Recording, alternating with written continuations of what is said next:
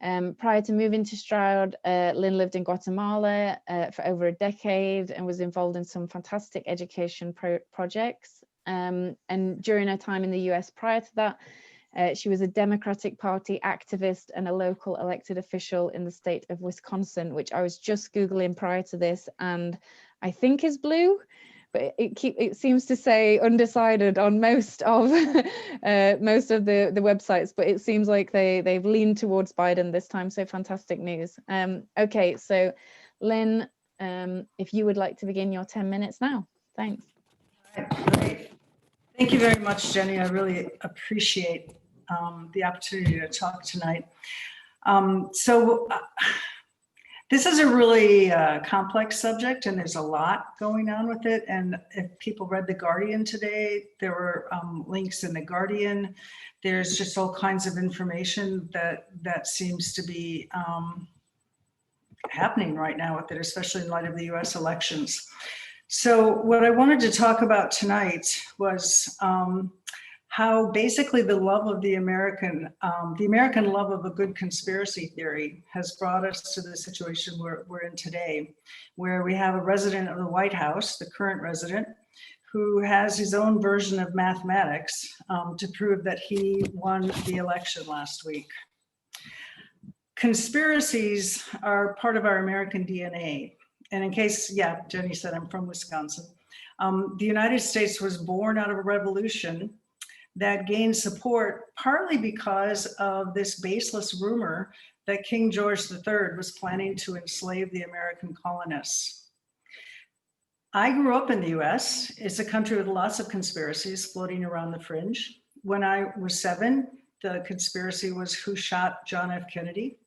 And it was so commonly discussed that terms like grassy knoll became part of our common vocabulary. UFOs landed in our deserts, and extraterrestrials were hidden by the US military.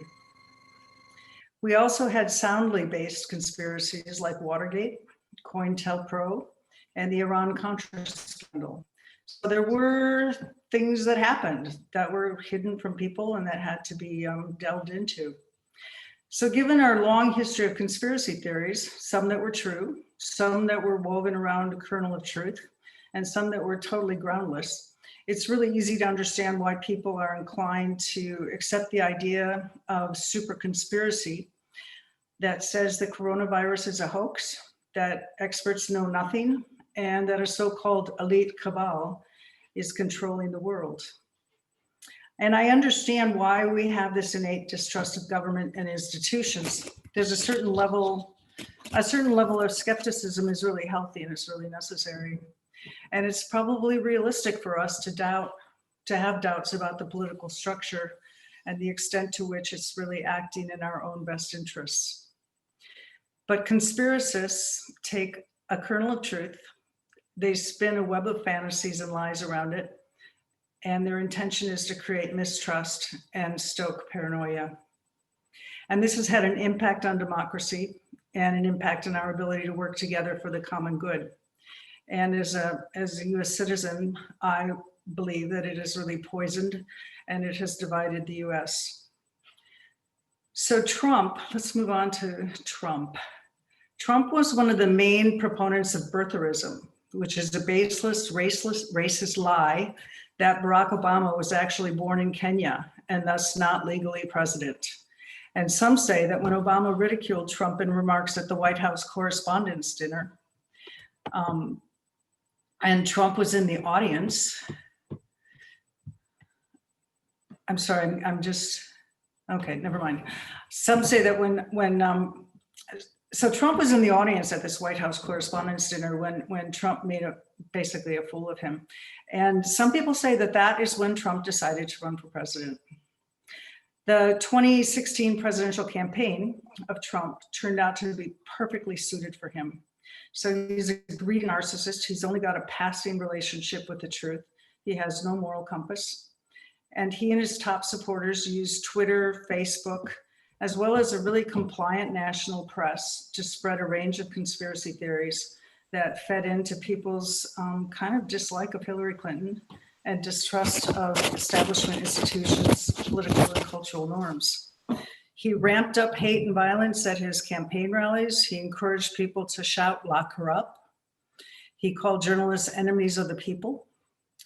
And he later admitted to a journalist that he wanted to create distrust of the media so that later on when the media criticized him, no one would believe them. He also, in 2016, refused to say that he would honor the results of the election. And later he said he would, but only if he won, which he did. So right now, let's just take a deep breath, because now I want to come to QAnon. And I think some of our other speakers are going to talk about it more. But I want to specifically talk about QAnon with the US elections. So around the time of the 2016 election and immediately into his term in office, Trump's base convinced themselves that there were leaked emails between Democratic operatives that contained a code word for a child abuse ring that was operated out of a pizza parlor in Washington, DC. It sounds really ludicrous. The conspiracy theory is called Pizzagate. And it was really ludicrous. I mean, the restaurant doesn't even have a basement. But it did end up inspiring one believer to go into the restaurant and start shooting, and another one to go in and try and burn the place down. This theory, or the QAnon believers, believe that Trump is fighting an elite cabal of pedophiles and a deep state apparatus that protects their power. Trump, according to them, is the savior that the world has been waiting for. The followers of QAnon latch onto the messaging of this supposed insider in the deep state and spread his messages across social media sites. And Trump has promoted that.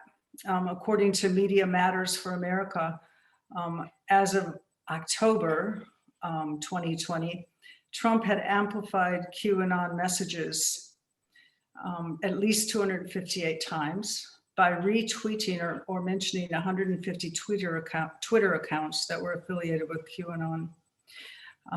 Sometimes he did this multiple times a day, and QAnon followers came to refer to Trump as QT. The QAnon as a conspiracy theory is hard to pin down. One site, BuzzFeed, has decided to label it a collective delusion because its believers share a set of values and debunked ideas that range anywhere from flat earth to mind control through vaccinations. Just shortly before the election, when asked by a reporter about QAnon and its theories, Trump refused to disavow the organization or the group, saying that he really didn't want to do that because they liked him. And Trump himself has fueled distrust in science and medical experts at a time of a global pandemic. He quit the Paris Climate Accord, saying it was a hoax from China. And he's also said scientists are not to be trusted because they don't know much. In the middle of a global pandemic, he took us out of the World Health Organization. And his response to the coronavirus in the US can be summed up by one word: bleach. For months, he's railed against postal voting, saying it was fraudulent. He refused to say he would honor the results of this election. But in the middle of a pandemic, American voters turned out in the highest percentages since 1908.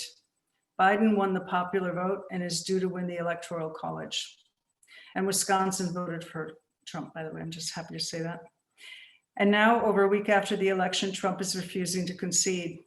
He has declared himself the winner, and he's threatening a smooth transition of power. His political career, which started on a golden escalator in Trump Tower, has ended in the parking lot of Four Seasons Total Landscaping, located between a sex shop and a crematorium. So in the past, I used to think that conspiracy theories were just a bit of fun, a little bit of wackiness. And unfortunately, I've now come to see them as a threat to our ability to tackle the existential threats that are facing us: the climate catastrophe and global pandemics. When people latch onto their own version of reality and their own version of truth, it raises many, many issues around our ability to collectively govern ourselves.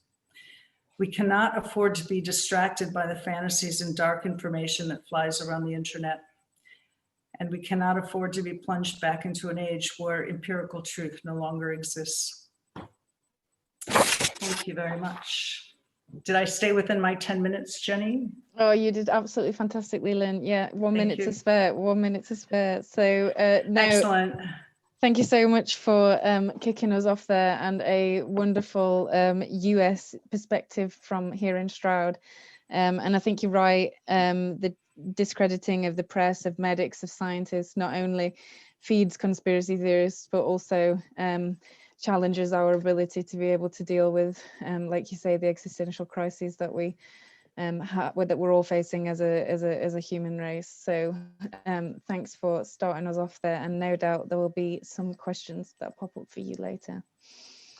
Okay, so our next two speakers are Sarah and James.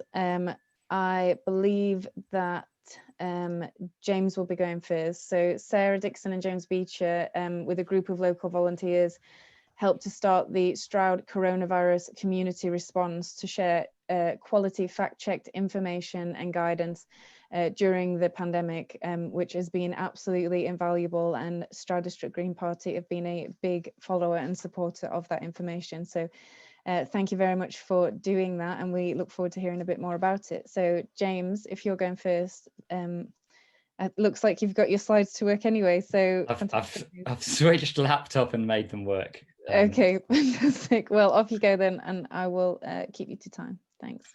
Great, thanks. Yeah, talks usually start with people establishing their credibility and attempting to win the audience over.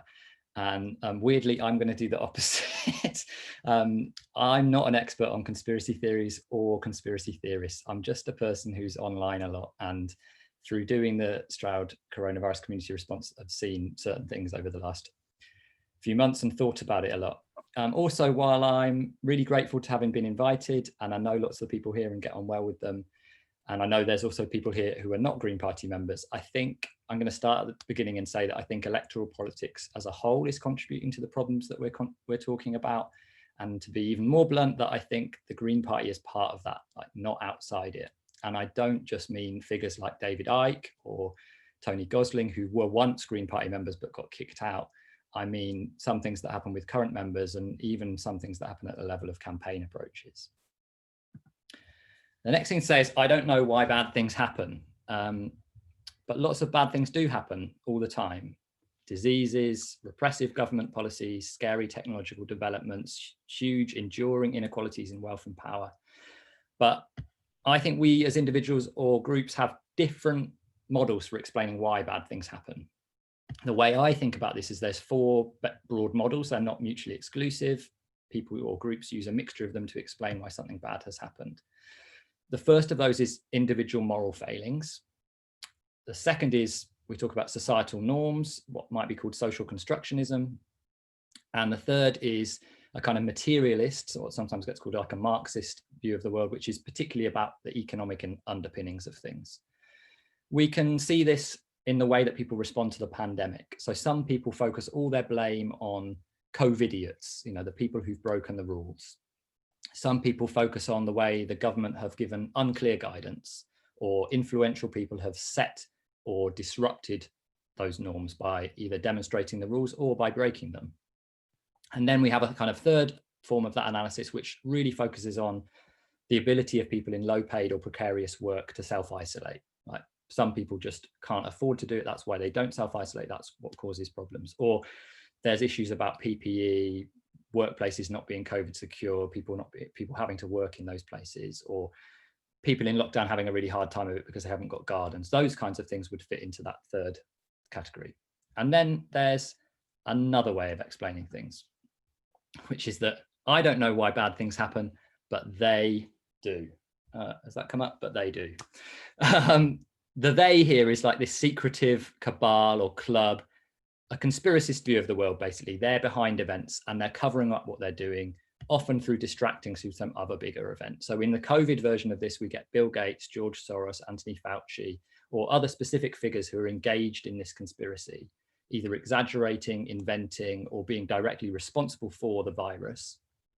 At a minimum, in order to profit from the vaccines that might be produced, And at the more extreme end, that they're engaged in some kind of depopulation plan, or they want to institute new systems of control, or they want to institute a new world order. What's important to say here is a bit like what Lynn said. There are clubs of people who try to influence events globally. And some of them are groups that are very powerful people with considerable influence.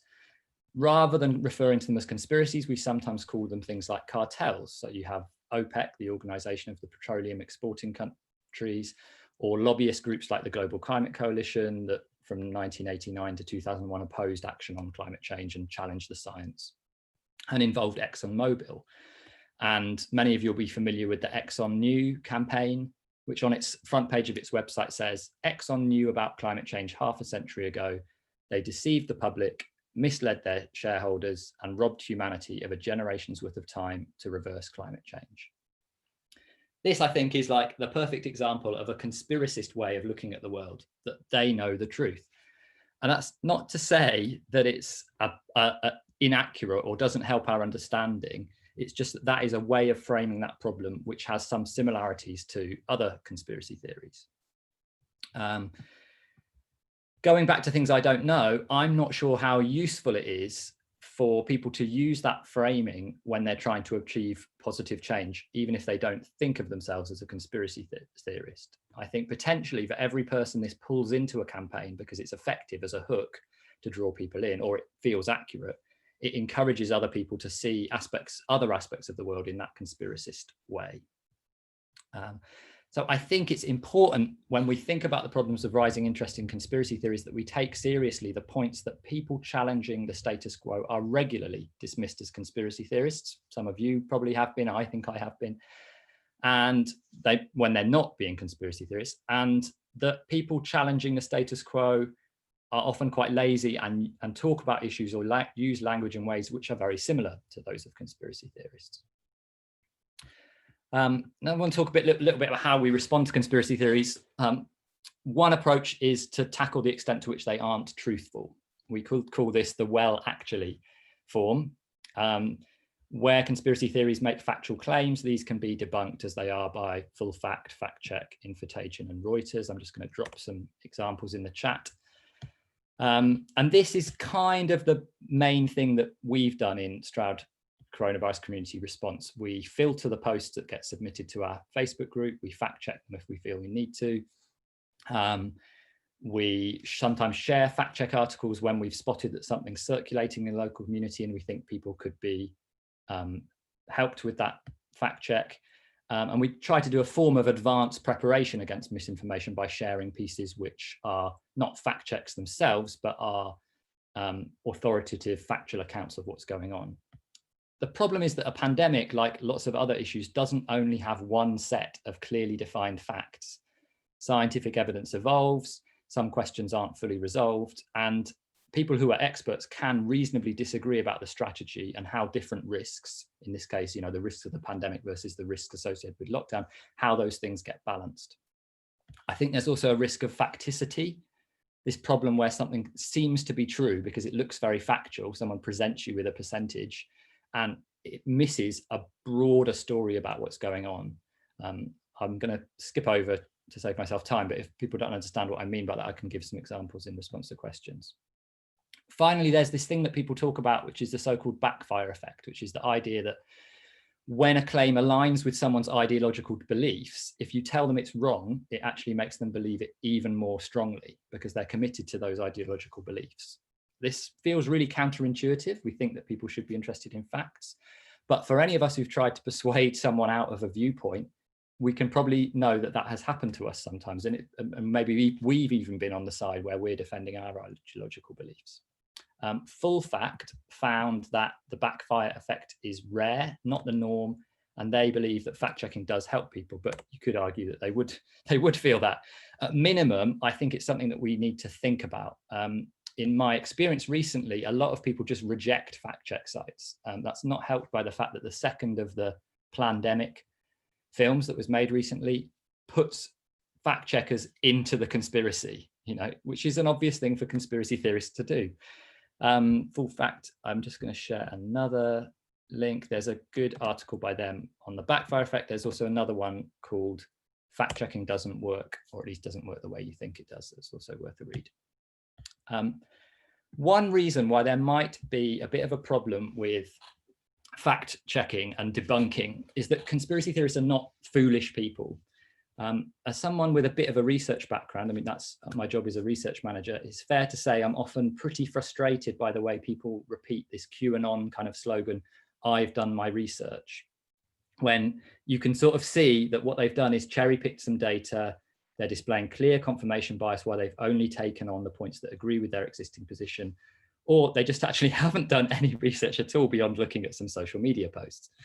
But while that's true of some people, it's evident that many people who are taken in by conspiracy theories do so on the basis of a lot of information. It might be misinformation or disinformation, but at minimum, it's great volumes of information that they've had to wade through, learn about, study in order to fully engage with that theory.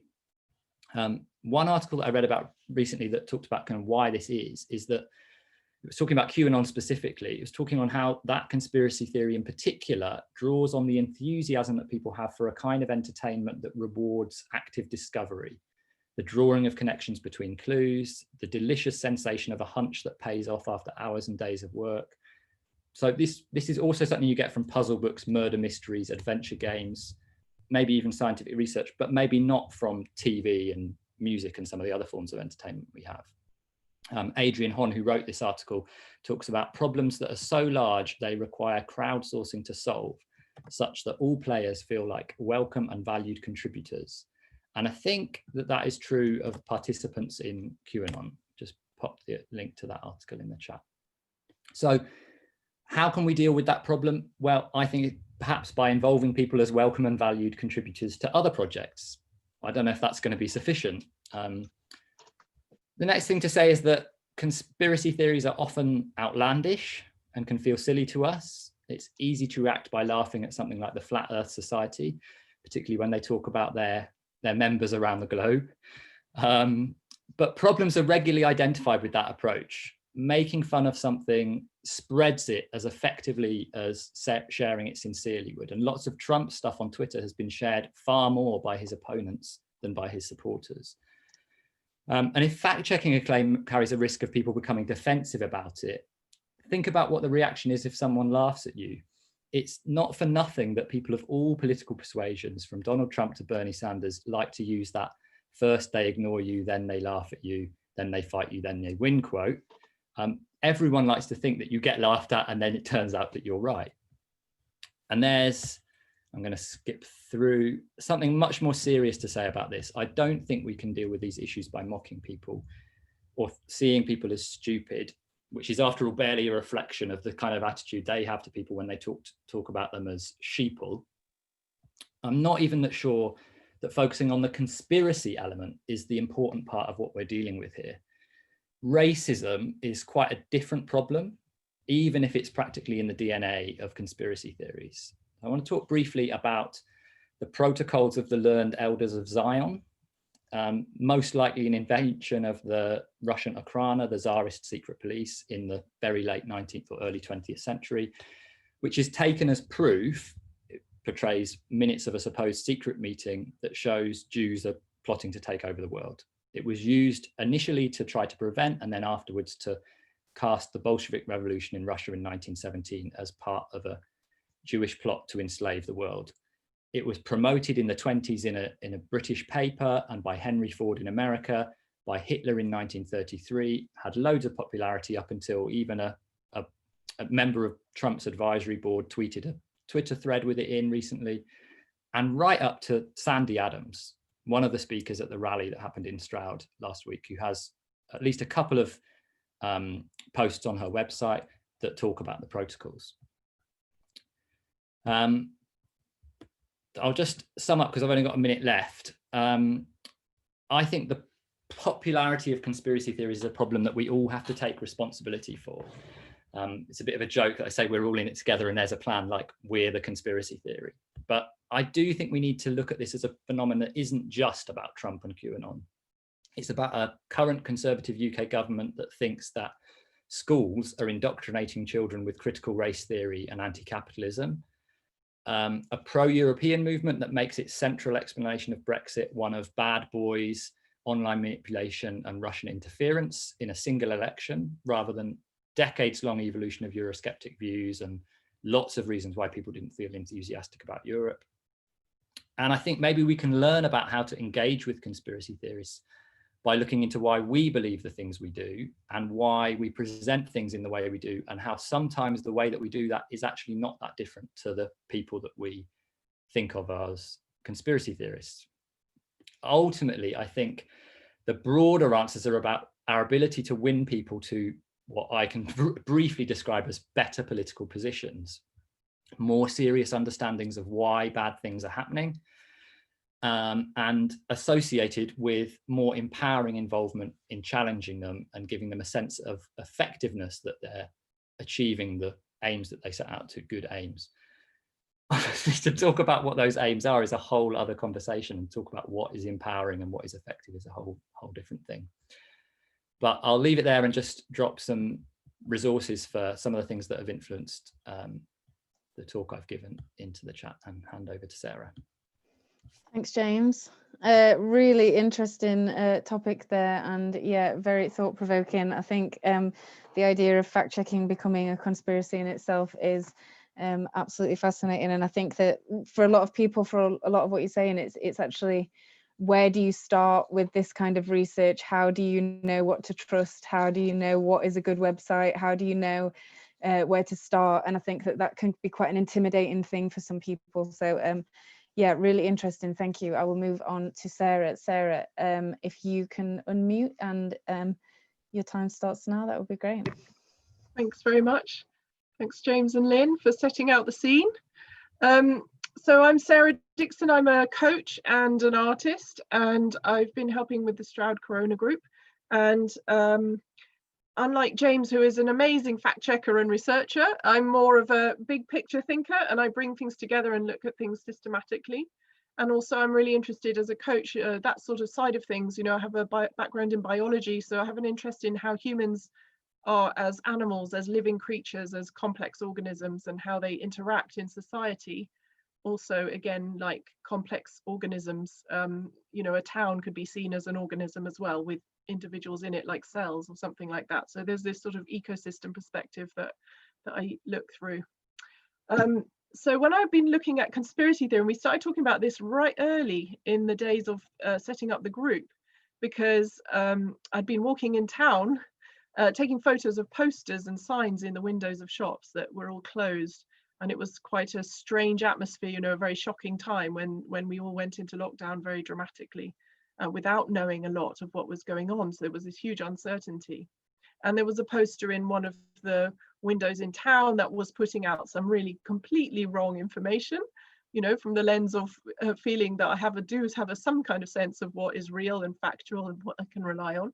So we provoked a conversation, and we ended up having a letter in the paper and so on, talking about this issue of, you know, putting out the wrong stuff that people are not going to help people when they're looking to understand what is this dramatic event that's happened. So it's been in the thing since the very beginning, you know, that it was clear that some people's reaction to this impacting and very, you know, it's an event that it could be traumatic, even if it's not directly impacting you. It's still, there's a sense of trauma in the society, like the society is traumatized because it's having to react to a shock, and that shock is coming from a biological reality. So it's not something that in our culture we're that used to, and some people within the culture are familiar with these kinds of situations to deal with, but a lot of people really aren't. And to make sense of that is quite difficult if you have no previous experience or context for understanding what that could be. So obviously that was an important time to be sharing really good, solid information that can help reassure people that there is some kind of framework for understanding what this is. Why are all the shops shut in the high street? Why does everyone have to stay indoors? I can't see this threat. I don't know anyone with it. So all those things are things that you would think if you are, say, you know, humans have evolved to have about 200 people that they know. And to go beyond that, you start to have to abstract what those other people are. It becomes you need education, you need other layers in your mind to be able to cope with people beyond your immediate circle and who you know. So there are all factors like that that feed in. And I just pulled together some notes in that early stage around how I was looking at this and trying to make sense of the idea of people going into conspiracy theory. And I was reflecting on it in terms of there being many different types of truth. So we're talking mostly about, we know there are factual truths, scientific truths, literal truths, things that you can test in the real world and get feedback from your machinery of testing, whether that's your mind or instruments that you use or discussions. Whatever it is, you're testing the world and you're getting something back and you're figuring out what is the truth outside of yourself. But we don't often, again, this is kind of a cultural thing as well, we don't often talk about spiritual truth, emotional truth. So sometimes I've encountered people who are perhaps, for example, friends who are against having vaccines.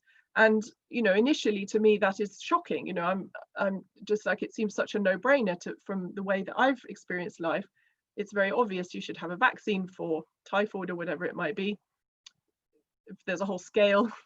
But listening to people and understanding why they have come to that place has really helped me understand from a human point of view, from a kind of interpersonal way, how, for example, an injection is a kind of symbol of bodily invasion. And biologically, evolutionarily, that would be like stings and bites of poison from insects, right? So there's a level on which it's true that having things injected into you is not a good idea, right? So there's part of the mind that's like hardwired, pre-wired to be afraid of that. Then you might have the case that, for example, in the medical system, there is like huge amounts of trauma when people go to hospital. It can be very traumatic, even if it's quite a routine standard thing. On different levels, that can traumatize us, and we're not literate with that. We don't reflect that in the system. There isn't any genuine recognition of that. So I guess what I'm talking about is that sometimes people have come to this place through experiences that are not, that there are bits missing from the society and the culture that we're in, that are allowing them to get to a place without the extra stuff that's needed to keep the sense of literal factual truth solid and in place and in its right relationship with all the other kinds of truth. So I guess that's where I was coming from.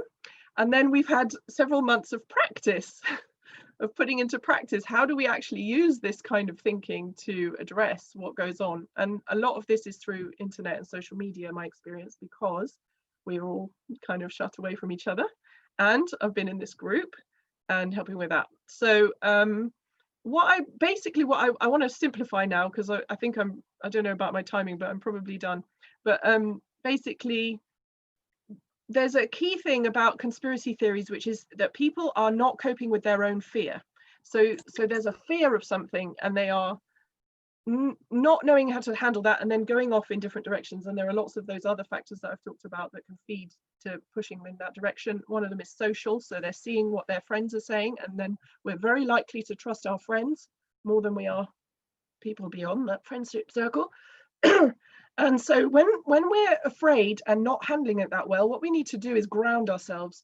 So the most basic thing that I tend to try to do is say, if you're worried about, I don't know, pharmaceutical companies making profits, let's look at that. Like, where's the campaign? Where's the practical action that links to what your fear is? And if it's more in an interpersonal, like a friendship, and we're actually in real life, it might be more about like, how are you? How's your food? How are you getting out at all? How's your pets? What's going on for you? Like, get back to the physical things, the kind of daily realities, and not talk about those things. Sometimes it's like bring people back into their body. And I've actually seen that work in the sense of, actually, I'm not going to worry about vaccines so much. I've realized that actually what I need is just to clear my head and go for a walk. So when people are starting to drift into those fear kind of storytelling modes, bringing it back to practical reality can really help to draw people back and realize actually they either don't need to get involved, or they actually can just let it go completely. So I'll stop there. Thank you.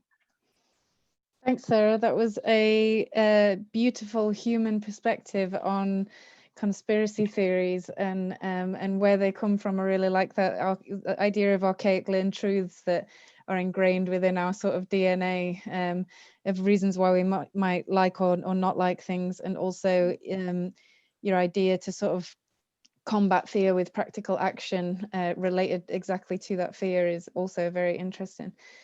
Okay, thank you. So our final speaker, and before we get into the questions, which I can see there's been a couple already in the chat, we have Tom Scott, who is our first returning presenter, so we can't be that bad.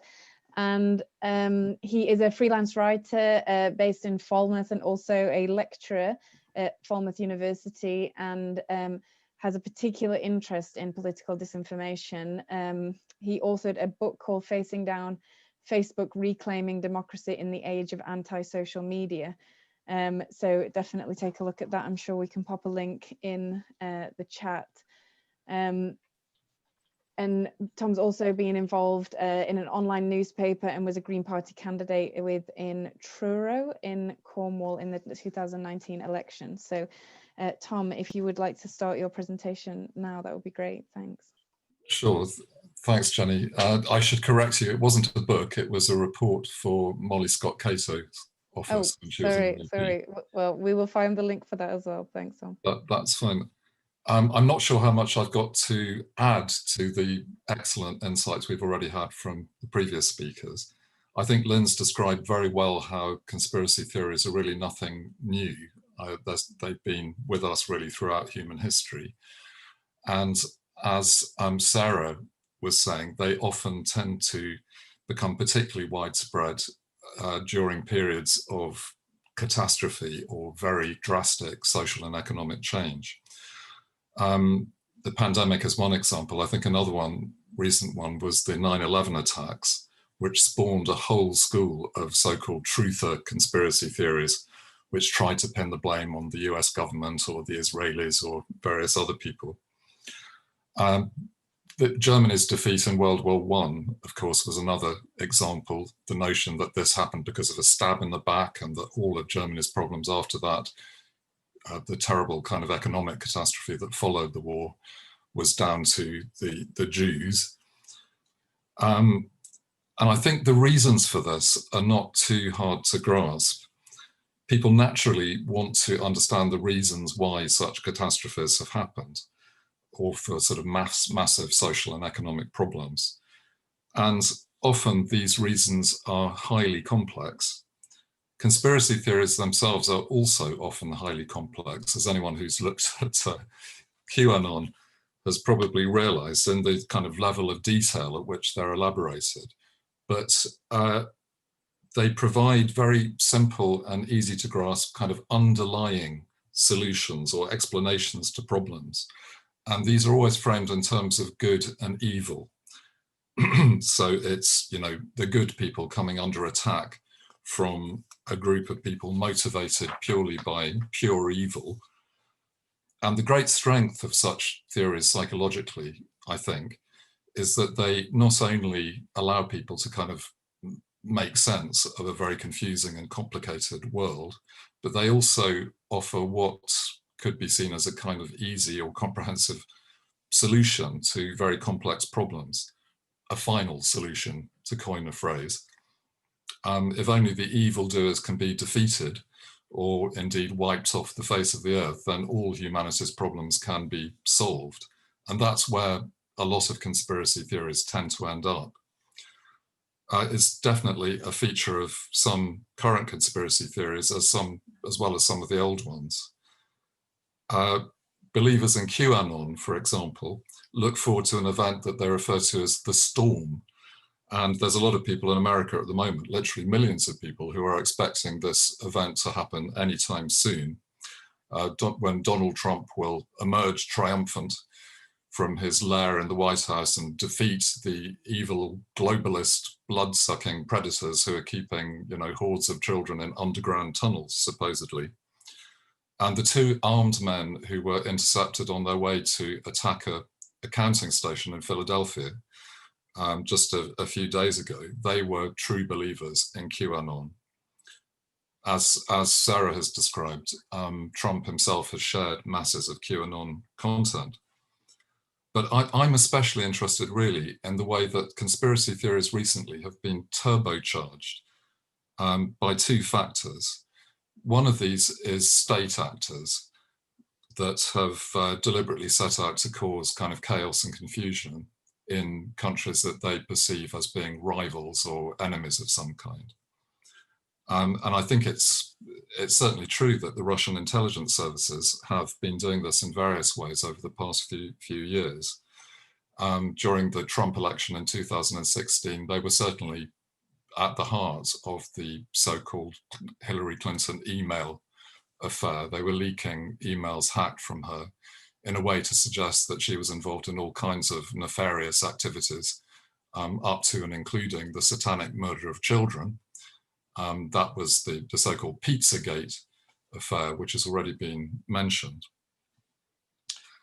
And there's also, I think, very good evidence that Russian trolls and sock puppet accounts on social media have been deliberately spreading anti-vax disinformation in Western countries, not to mention all kinds of stuff designed to show George Soros as the kind of evil spider at the center of this web of globalist conspirators.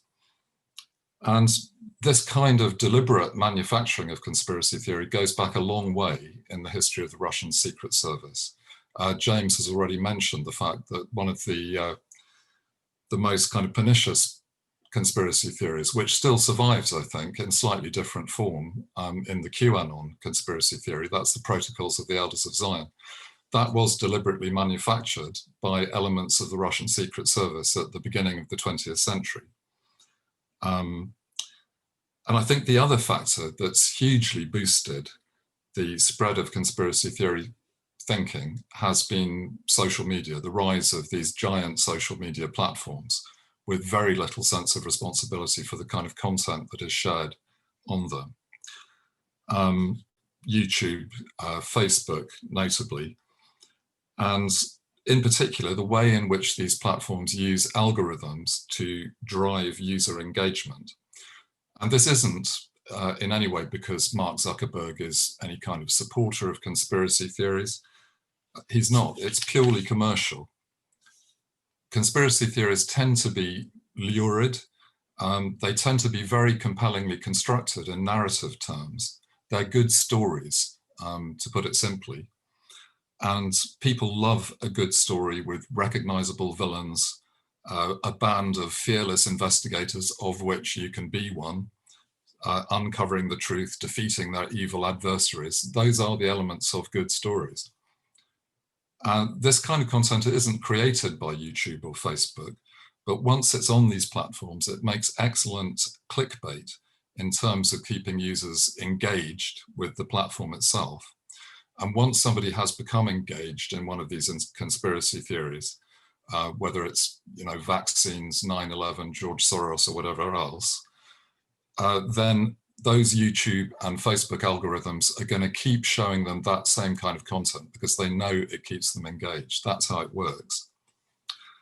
What can be done about it? Well, I'm not terribly optimistic, I'm afraid. I think governments can and should do much more to stop the kind of deliberate online seeding of conspiracy theories by hostile states. And in fact, this week, GCHQ announced that it is going to be doing more along those lines. But I have to say that governments themselves, and certainly our current government, have lost a huge amount of kind of authority, credibility. And state sponsorship of conspiracy theories is actually quite a small element of the overall picture, I think.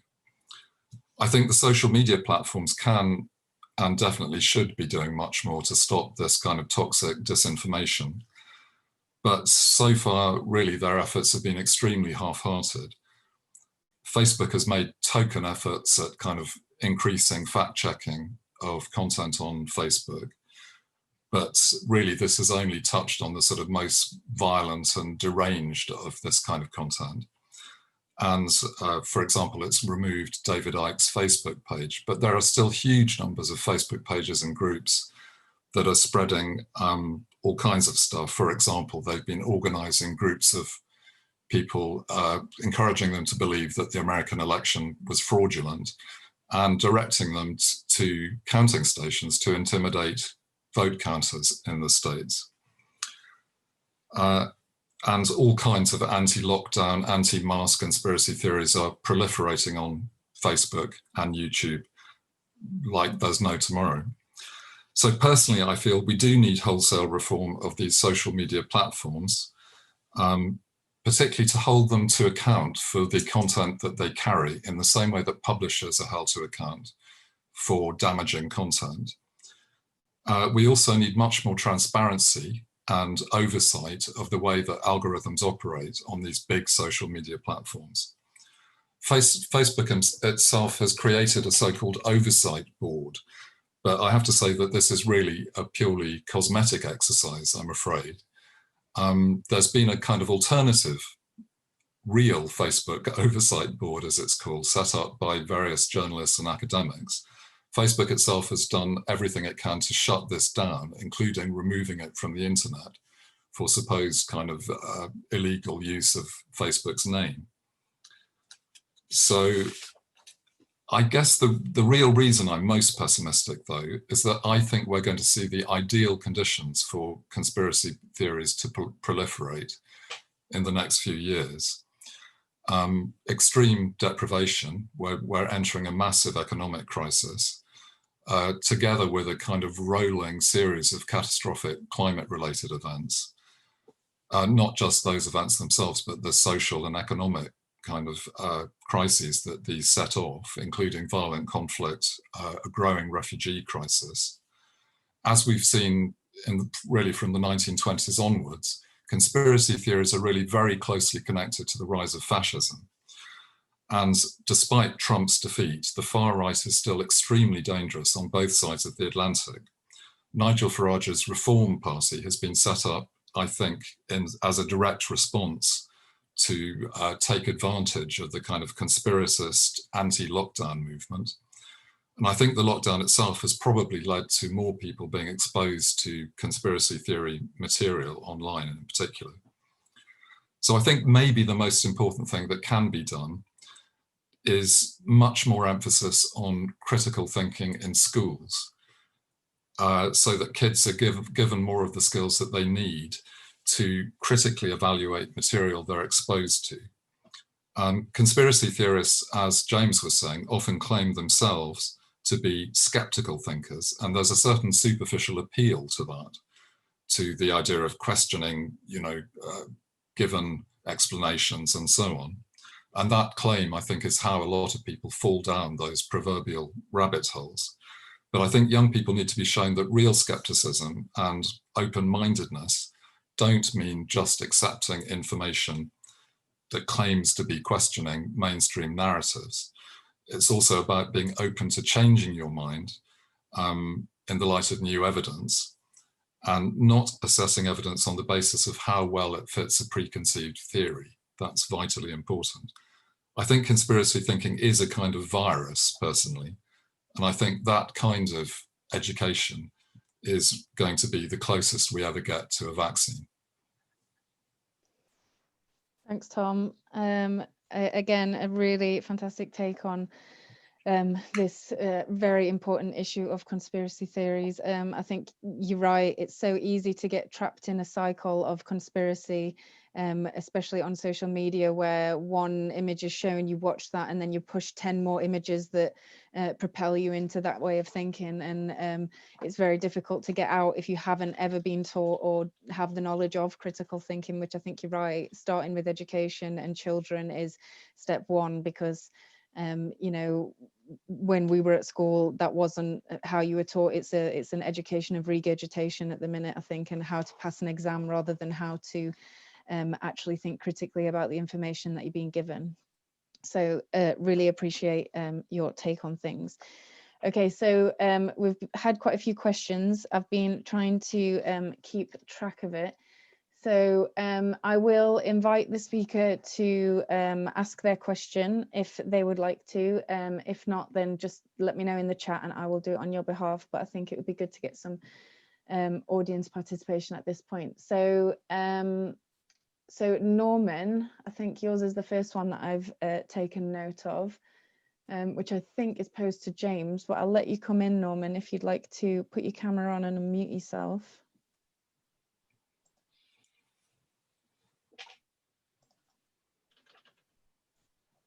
Hello?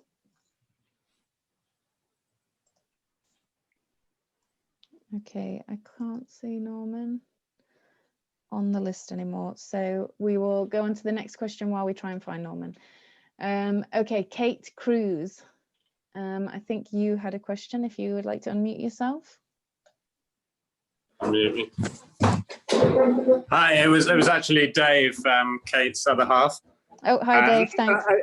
I think the discussion kind of went on to this really after I posed the question, so I think we've probably covered it. It was really just to make the point that I think often there's someone pushing these conspiracy theories. They don't just evolve necessarily. Some of them do, I'm sure, but some of them are being pushed as an agenda to try and drive a population in a certain direction, to make them believe something, to manipulate them.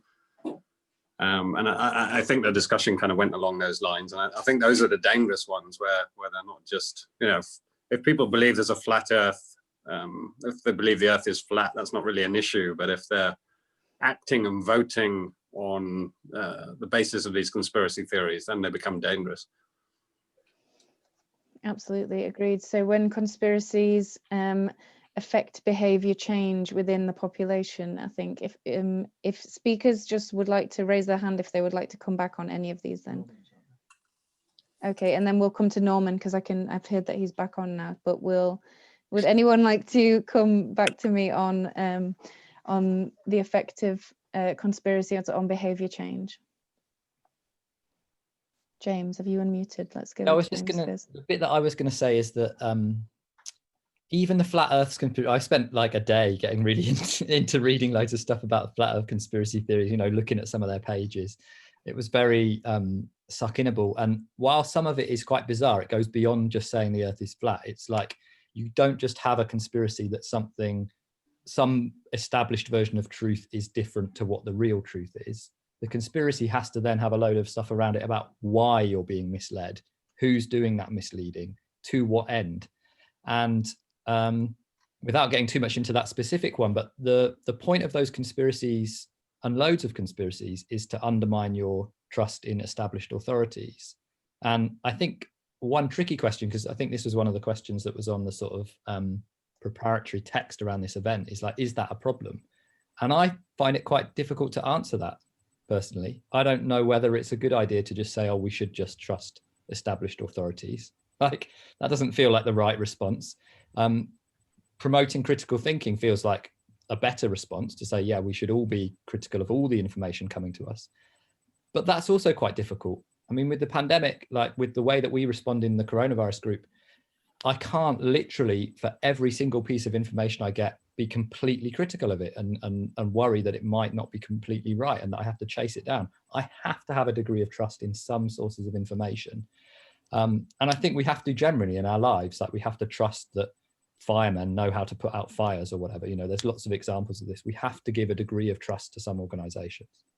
So we have to think a bit more carefully about what we're meaning here. And the other side of it is that, you know, I totally take the point that encouraging critical thinking in schools is like that's a positive idea, but I think we need to think about why that isn't the model, in the same way that think about why Facebook don't have a model of helping people to not spend time on the platform.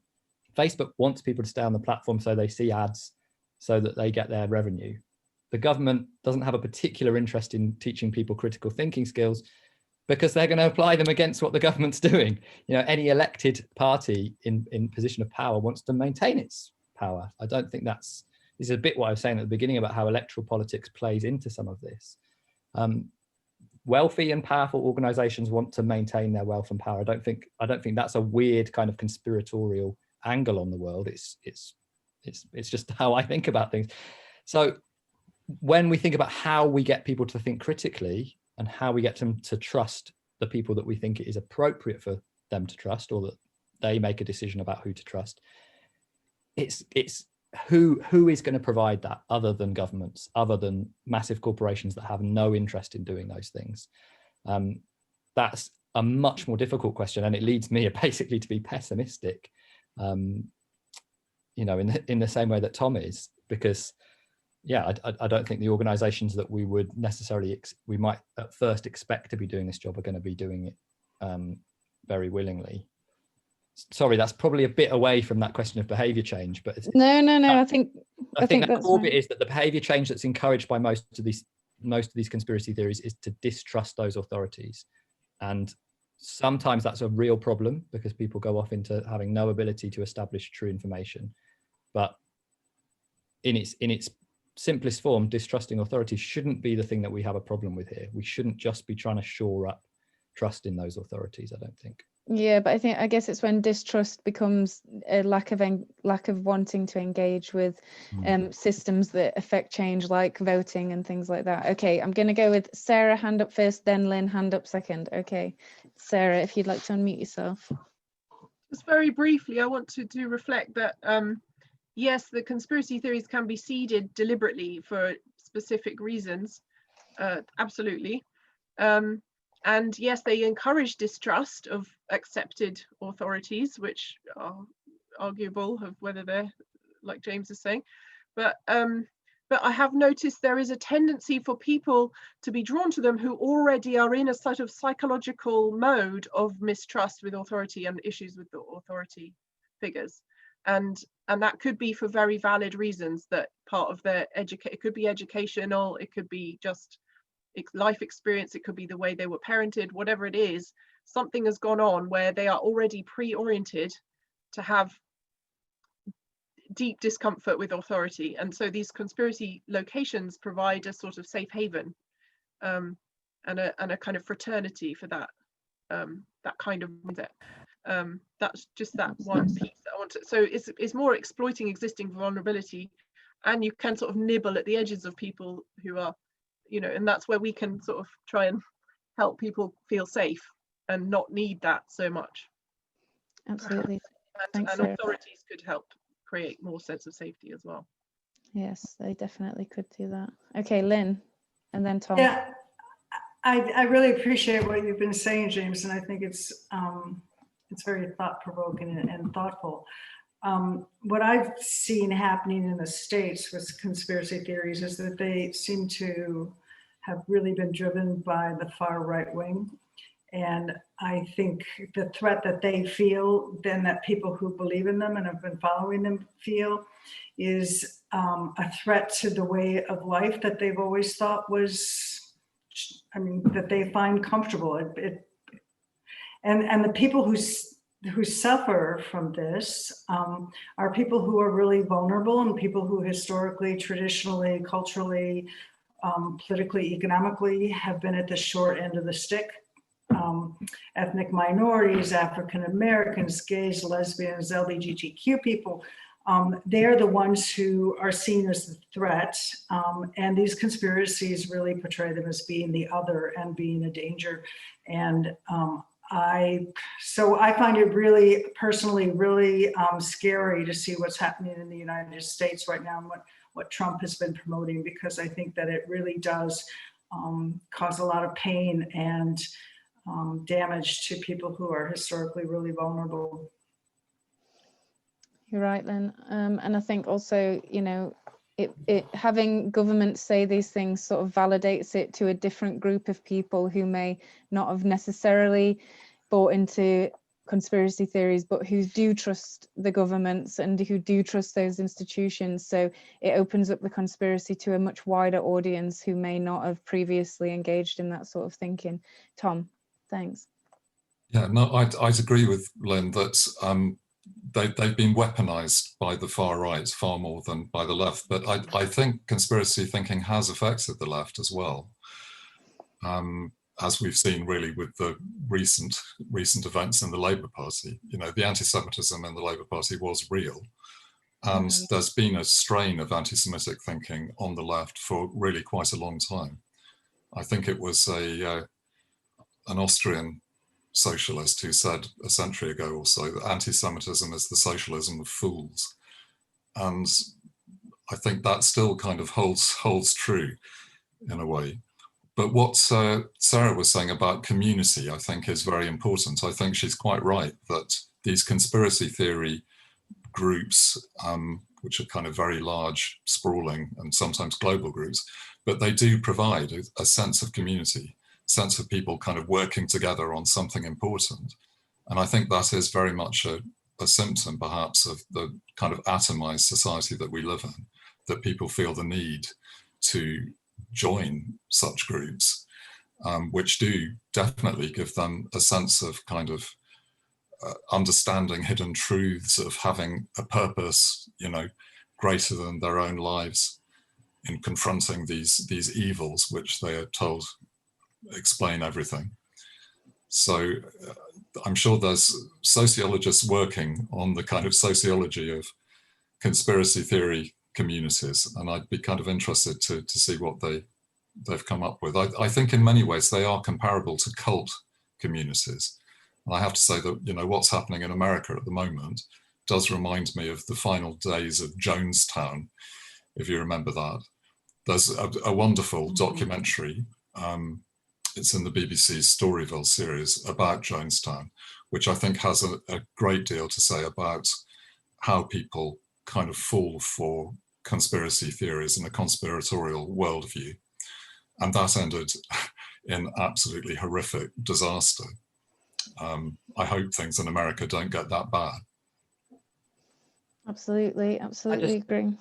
Could I just add a little bit to what Tom was just saying? Because I think one bit, it's not just conspiracy theories are not just about making people distrust the established authorities themselves, but anyone who says anything that the established authorities are also saying. So the real risk, and the way that I think you get this overlap into kind of cultish stuff, is that people are pushed to distrust their friends and family, and relationships can break down really quickly if people have got sucked into the idea that they know this revealed truth, and that everyone else who's repeating the official narrative is a government agent or whatever, which, you know, we get accused of if you start criticizing conspiracy theories. And that's a bit that cuts people off from people who have relationships where they can gently challenge someone, and puts them into a position where the only type of challenge they're going to get is going to come from strangers who are much less likely to be kind and gentle when they're challenging them. I think that's an important part of this, how conspiracy theories affect behavior. They make people really distrust their friends and family and kind of personal contacts. Absolutely. I think it can definitely cause serious confrontation. And I think that you're right, when having any kind of discussion, be it online, face-to-face, or around your own kitchen table, it should always be approached with kindness. And like you said in your original presentation, laughing at people really doesn't help them to understand your point of view, or for you to understand their perspective either. So, okay, so there is so many questions and content going on in the chat. So keep having a look at that. I wanted to bring in Simon Pickering right from the beginning, which I think, Simon, if you want to unmute and put your camera on, it was around sort of, you know, absolute truths and empirical truths and how we get there, and science, experimentation, peer review. Simon, if you wanted to unmute and come and explain that much better than I will, that would be great. Oh, and we've got Norman back. Norman? Sorry, I'll come. We can go to you now while you're here, if that would be good. And Simon, I'll come to you again afterwards. Sorry. Oh, we can't hear you, Norman.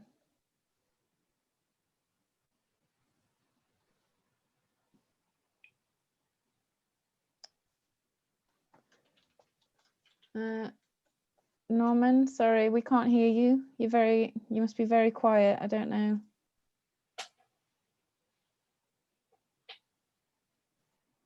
Perhaps, Jenny, you could read the question that he posed in the chat box. Okay, so it was, so the last group in which I'm especially interested and concerned, this is because it can become a shortcut to anti-Semitic conspiracy, the kind we observe in Hungary right now and Nazi Germany in the past. I have Jewish heritage myself, which I think Tom and James have maybe already touched on slightly, those kinds of conspiracy, but I don't know if you wanted to come back on that. Norman, we're still not able to hear you. I'm not sure why. I'm really sorry. I can come back on it a bit. Sorry, Norman, it'd be good to hear you. Nice to see you at least. Yeah. There was a bit that that cut out of my talk because I knew I wasn't going to have time, which is just to talk a little bit about this. One of the speakers at the rally last weekend, one of the reasons why or probably the main reason we wrote the letter that we did, myself, Jeremy, and another friend, Laura. Sandy Adams referred to the protocols that I talked about earlier and that Tom mentioned in an article where she also wrote, "It's no longer plausible to allow this cancer to exist on the organism that is planet Earth. We must unite and nationalize our cultures once more." That was a post she made in July and that was on her website until September the 29th at least, although it's not on there now. And on October the 1st, she published a new piece written by another author, which talks about an inhuman and brutal satanic philosophy or cult. Any country which opposes them will be met with war, and an alliance against them will be met with universal war. So say the protocols. And so one thing is that we tried to, in our letter, explain that this person who has lots of conspiracy theories, a part of her set of conspiracy theories is this really outright racist stuff. She has a video on her website, which is a 12-hour documentary that, you know, revisits the history of the Second World War and the Holocaust and just upturns everything, and is Holocaust denial, is Nazi sympathizing, ends with a very white nationalist political program. But people who received that letter who were keen on going to the event went to the event anyway. I mean, maybe we changed a few minds, but not that many. That's very troubling to me. Another aspect of this is something that's been more prominent in America is great replacement theory, the kind of form of white genocide theory, which is, you know, there was a 2011 book in France about this in particular that talked about the white French population being subject to genocide by substitution, particularly by North African and Arab Muslims, but it's spread beyond that. And it's inspired by earlier conspiracy theories, which were about the Jews being the people who would come in to replace the population. And you'll remember probably from that Charlottesville Unite the Right rally, the one with the burning torches, where the neo-Nazis basically on the rally were chanting, "Jews will not replace us," is not just about the idea that Jews would be the people to come into a country, but that Jews are masterminding this process of other non-white groups, other black people, people of color, other immigrants being brought into the country. Racist in the way that it casts Jews in this role, also racist towards the other people that it gives no agency to. It pretends that they're just these pawns in this big process. I mean, this is the bit about conspiracy theory that concerns me more than undermining trust in authorities, or that people are thinking about things in a way that is different to us or have a different set of scientific information to us. You know, I think climate change denial is of comparable, you know, that's also a really significant problem. But like we said earlier, people thinking that the earth is flat is not the same level of thing. It's just that people who tend to believe one conspiracy can very easily end up believing all the others as well, or seeing them as part of this network thing. I mean, the other thing that's worth saying is that the Illuminati conspiracy theory, which is another, you know, long a conspiracy theory with a long history, which also appears to be very similar to lots of the stuff that gets said by QAnon in the same way as the protocol stuff is. This was like the protocols. It was designed to undermine revolutionary movements. It was brought about as a conspiracy to explain why populations were acting in the French Revolution in the case of the Illuminati conspiracies, and in the Russian Revolution in the case of the learned elders, the protocols thing. That's why I think it's important for us who are, you know, broadly progressive on the left of the spectrum, however people want to define themselves, because a lot of the conspiracy theories we're talking about in terms of QAnon are pretty explicitly, to the people who are creating them, right-wing or far-right. But a lot of the people consuming them somehow don't seem to see that.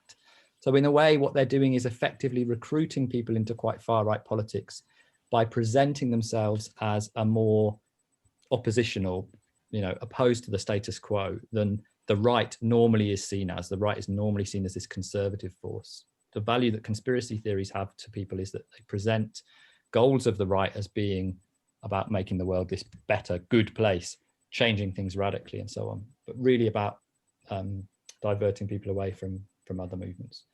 I've talked for quite a long time there, so thanks, I'll James. stop. No, don't worry. Hopefully, Norman, we got your question answered within that, and I'm really sorry, Norman, that we can't hear you, but hopefully please feel free to put something else in the chat if you need. Simon, I can see you, that's great. If you want to unmute and talk a little bit about your question, and then Liz Hillary, I'm going to come to you next, just so you're pre-warned. Okay, Simon. Okay. Yeah, but first of all, thank you all for all the speakers. Really fascinating stuff, and it's a scary but interesting subject. I was actually just thinking, but looking at the other way around, how one establishes the truth, or how one, even individually or as a society, or as a group of people, we establish the truth. I mean, I put in my question that it's partly by experience, and you know, you learn that things are hot when you touch them, and then as a scientist originally, you know, it's by scientific method, and then in society, it's a much more difficult one, how you establish truth. I mean, the only method we seem to have is the courts, which have been around for a long while, or cross-examination. And I do remember telling an assistant I had when I was at the Wildfowl Awareness Trust, you know, whenever you write something, always think that whatever you write is you're going to be cross-examined by the top barrister in the country. So make sure you're actually, you've got your facts right. But not everybody thinks like that. So I was wondering, in this age of conspiracy, how do we establish facts, or do we establish facts? Thanks, Simon. Okay, Tom is coming in first on that. I think it's a really interesting question, and I think this maybe goes back to something James was saying. I think some conspiracy theories have definitely been deliberately manufactured in order to try and suggest that it's not really possible to believe anything at all. And one person who's been very much at the heart of this in Russia particularly is a guy called Vladislav Surkov, who was a very senior advisor to Putin. It's sometimes called Putin's Grey Tsar. And he's famously credited with the saying, "Nothing is true, anything is possible." And he was very much deliberately manufacturing conspiracy theories to get people in Russia to believe all kinds of crazy things. He didn't really care what these things were, but the whole idea was really to distract them from any kind of determined opposition to Putin's power. And he's also been very much involved in the kind of conspiracy theory attacks on Ukraine, that's been subject to very, very kind of high levels of disinformation directed at it from Russia. There's a wonderful book on this subject by Peter Pomerantsev. In fact, he's written two fascinating books which kind of touch on Surkov and the way that conspiracy theories are deliberately manufactured to undermine that sense of any absolute truth. His first book is called "Nothing is True, Everything is Possible." And so I thoroughly recommend it. He was kind of moving in the same circles as Surkov in Russia in the early 2000s, and really understands that kind of way of thinking. Thanks, Tom. Okay, Sarah next. Thanks, Sarah. Thank you. Yeah, I think that's a very, very important question. What is our truth? And as you've said, Simon, some truths are easier to work with than others. And social truth is something very, very dynamic and organic. And, you know, we have democratic elections, right? So an election is a way to determine a sort of social truth of like, what is our collective worldview? And at the moment in America, it's quite conflicted and there's very different worldviews going on. And there isn't really an answer. There's just a collective agreement. And when we have a deliberate attack from, you know, an outside agency that wants to disrupt our collective truth and create that confusion and feed off that vulnerabilities that are there naturally in any human group, I think we could look at that as something like a public health crisis or or a war footing, if you like to think in those terms, but something about that our collective truth is part of our health, and when it's under attack, we need to treat that as very serious kind of bodily assault. And so I think we could think about truth in a more creative way. And I think also that idea that I touched on when I spoke earlier was, you know, there are multiple dimensions of truth. And when we look at a social collective agreed truth like the world is round, we believe that because we trust the people from our culture that have figured that out. I worked in the Amazon where people hadn't heard that, and I was making a lot of assumptions about the, you know, from my own cultural background, and realizing that some people just had no concept that there was a round world. They lived in a rainforest and that was their world. That didn't mean that they were wrong exactly, and it didn't create a voting problem. But, you know, it's okay to have multiple truths, but we also need to look at our collectiveness and think about how do we generate that agreement that we can work with. If it disintegrates, it falls apart, but we need to integrate multiple ideas of what truth can be. There isn't just a logical, rational, external one. There's lots of others as well that we should take into account for a more complete functioning collectively. Thanks, Sarah. Okay, Lynn, hand up next. Yeah, just quickly, we've had a situation in the US where we've had a president who believes that the more often he says something that's a lie, people will accept it as true. And he's doing that now with the election results. So the more often he says the election was a fraud, that I won, that there were uncounted votes, all of these basic lies about the election, he believes it'll be true. And I think that's one of my concerns about saying, well, what is the truth? And we have to accept everybody's truth. I'm not sure about that, actually. Okay, thanks, Lynn. I think you're right in terms of a scientific truth or you know, like Sarah said, as a collective ideology of what is true to a certain group of people. But I think they are two separate things. You know, there's a specific number of votes, they can be counted, and that is a definite truth in itself. But I think that the example that like Sarah gave with, you know, people who may just not have that knowledge yet because they're from you know, a certain culture or environment, is not saying that they wouldn't believe it. Like Tom said earlier, that the ability to change your mind when given more information is everybody's, you know, everyone should be given that opportunity. And I think that that's one thing that is a very difficult thing to learn for some people, but that it's absolutely fine to change your mind at any point when given more information. Okay, thanks, Liz. I think we had a fantastic question from you, if you want to unmute and video on.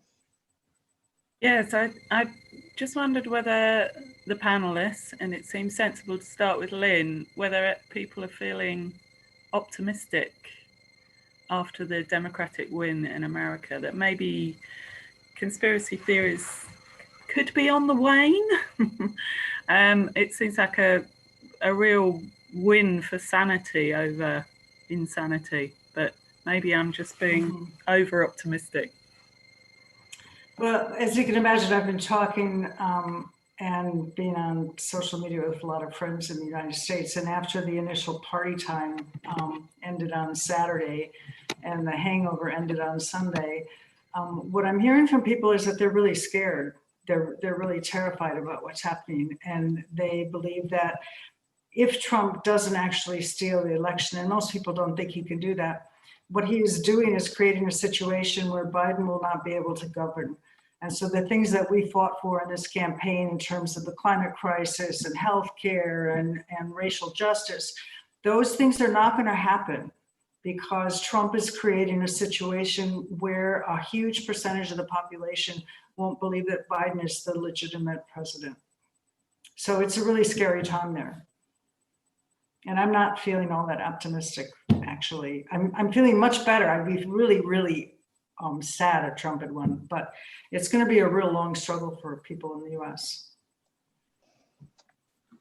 Thanks, Lynn. Any of our other speakers would like to come in on this? James? Yeah, I'm certainly not as informed as Lynn. I've not actually been following the American stuff massively closely, although it's obviously unavoidable. But I'm pretty pessimistic about it, to be honest. I don't think, I mean, this fits into my sort of opinion about electoral politics more generally, maybe, but I don't think that the popularity of conspiracy theories is particularly determined by the fact that Trump was in office. I think it's much more about the sorts of things that Sarah was talking about, that people are experiencing traumatic events, they're struggling to comprehend them and understand them, so conspiracy theories are more appealing to them. Or, you know, really bad things have happened to them, they're in economically bad situations, they're trying to make sense of that. Those types of things are explaining why we have this popularity of this stuff. And while Tom's right that state actors are involved in that, you know, Russia is involved in that, lots of states, America, the British Empire certainly have histories of being involved in trying to manipulate opinion about things.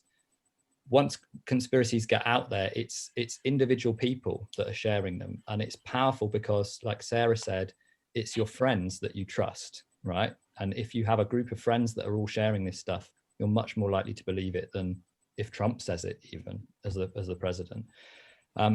In some ways, I think that him losing by a narrow victory where it is vaguely plausible that some of his claims might have some validity, rather than losing by a big majority that would make it clear that he'd lost the election, is the most worrying outcome for those of us that are concerned about the kind of conspiracy stuff or the rise of a fascist or authoritarian kind of politics, because it's very easy to fit those events into the conspiracy theory. If you already believe that Trump was being undermined by the deep state, then when he narrowly loses an election through a few states where votes came in through postal after the, you know, he set it up for people, and it's very easy for them to continue to believe that.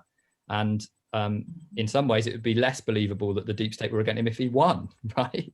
And I'm also pessimistic personally about the idea that it's gonna be easy for the next few months until January, and that he will just go. You know, I'm at the extreme pessimistic end where maybe he will just hang on to power. That scares me too.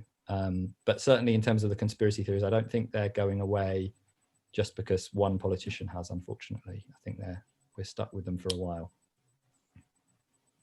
Thanks, James. Okay, so I have just noticed the time and it has absolutely run away with me because it's been such a fantastic discussion. Thank you to our delegates for questions, and thank you to our presenters for their thoughts on this discussion area. I would just like to, there's been quite a few little bits and pieces that I've caught eye on in the chat about, you know, we're talking about the US, we're talking about the world, we're talking about these international conspiracy theories that go, you know, across nations and across waters. But what can we do here in Stroud? You know, what can we do around our dinner tables and on our front doors that's going to help? And I know, Tom, that you're not, let's go with the Southwest rather than Stroud, so that it includes Tom as well. But, you know, what can we do? Maybe 1 minute from each presenter, just on the thoughts of what can we do to sort of dispel conspiracy here in our own towns. Okay, let's start with Sarah. Yeah, so my sense on that is to look at it in two different ways. One is public space and life, and the other is in private life and space. And in public, I would advocate coming back at people who are sharing misinformation with fact check, solid information. That's not just for that person. So when you're in a public space, it's everyone who's watching. And what we need to do is keep banging the drum of our social truth that we need to hold on to keep our communities functioning in healthy ways.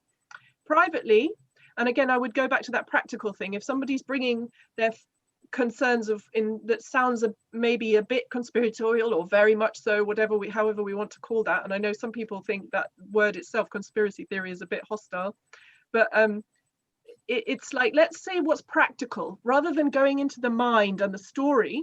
Let's say what is it you actually need right now, and then similarly bring that into private conversations, and especially when it's people we really care about. It's healthier for them and you to maintain connection around what matters to you both. And again, that can often be very practical things about the people you care about, their health, their well-being, and so on. So when you're in public, thinking about how you're setting an agenda for the group, and then in private, it's really just finding the connection and care. And if you need to cut off relationships, that's okay too. So to protect your own kind of well-being, sometimes it's not worth the investment, but if it is, then focus on the practical. Thank you. Thanks, Sarah. Thanks for that. Okay, Tom, let's go to you next.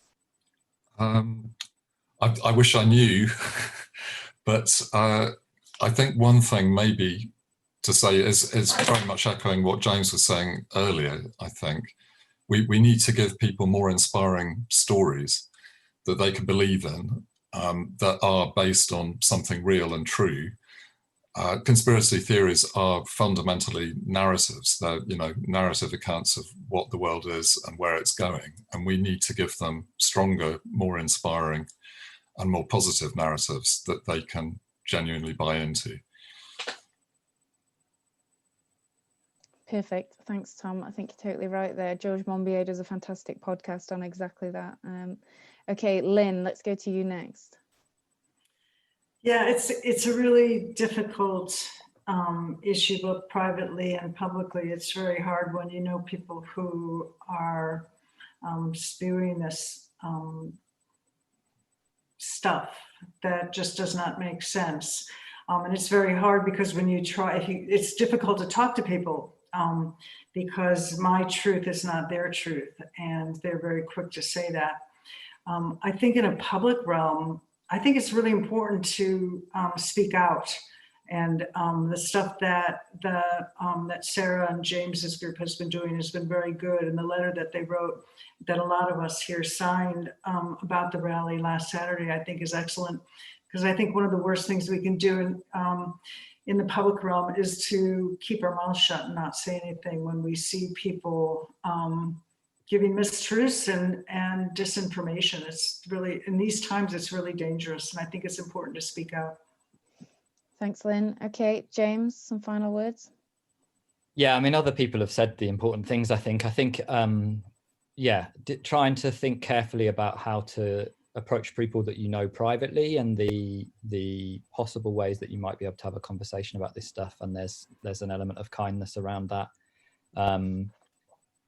I think speaking out publicly is also really important. Obviously, I think that's why we wrote the letter, but I think it is difficult. For me, the really important thing is that people tackle things in the groups and spaces where they have some kind of influence, which is part of why I started off this talk with that thing I said about the Green Party.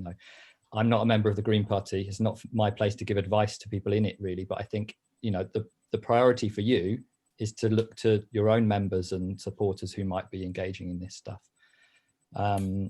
That's easier and will come over better, or even if it's in private, than public attacks on others, which can very easily be viewed as partisan. That's not to say that I don't think there is a problem in the Labour Party or any of the other parties, but those problems are best addressed by people in those settings who have some level of trust within them, maybe.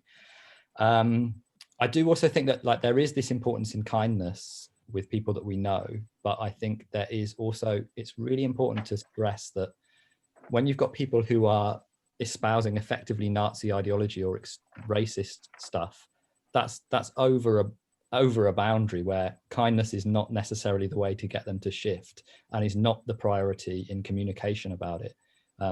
There, it's about being clear and firm with people about how this isn't acceptable. Obviously, it's very difficult to identify where the boundary is sometimes, but I just want to sort of say that. The last thing I'll say is that I think we're focused a lot on sort of critical thinking and questioning, and I said about how I think it's worth looking at our own belief systems, why we believe the things we do, why we present things in the way we do. And I think that's also a strategy that can work with other people, just asking them, where did you get that information? Why do you think that's true? A friend of mine said that she asked someone to say their conspiracy theory out loud, and that person started to immediately question it because it sounded to them ridiculous as soon as they started elaborating it. I think that's potentially a useful technique, although, as I've made clear, I'm otherwise pretty pessimistic about this stuff. It seems very hard to challenge. I think we're all learning. I just would like people to engage with it seriously, read what other people are writing about it, which is not usually simplistic. It's certainly not about saying, conspiracy theories are always bad, or we should not like give some credence to the fact that conspiracies do happen. You know, that's, yeah. Read the stuff. Yeah. Okay, thanks James, thanks Tom, thanks Lynn, and thanks Sarah, all our presenters. I think, you know, some of the key messages is ask questions, change your mind, keep learning. Don't ever be embarrassed if you thought something and that is disproven or dispelled. It's, you know, you're given the evidence and you make a decision, and then that can quite easily change. Thank you so much to everyone who's taken the time this evening to join us. I think it was a really fascinating session, and we could definitely do 10 more just on this one subject with these 4 speakers that would be equally as interesting. I'm sure that we'll be doing another session in December, so keep an eye out on all our channels for that. Also, all of the links that have been put in the chat will be shared on the YouTube channel underneath the video recording when we post it up there, so please share. If anyone has any suggestions or podcasts or reading lists, then again, share that with us. We really want to help people find it easy to learn, because, you know, we're all busy and we're all in lockdown and everyone's stressed, and we all need to think about our mental health as well as learning and growing. So thank you to everyone, really appreciate it, lovely to see you all. If everyone wants to put their cameras on for the last 2 minutes, and everyone give us a wave so our speakers know they haven't been just talking to me, that would be great. Okay, thank you so much everybody. Sorry if we didn't get to your question, but if you want any more information, get in touch. Okay, have a lovely evening. Thanks, Jenny and all. Thank you. Bye everyone. Thank you. Well done. Thank you.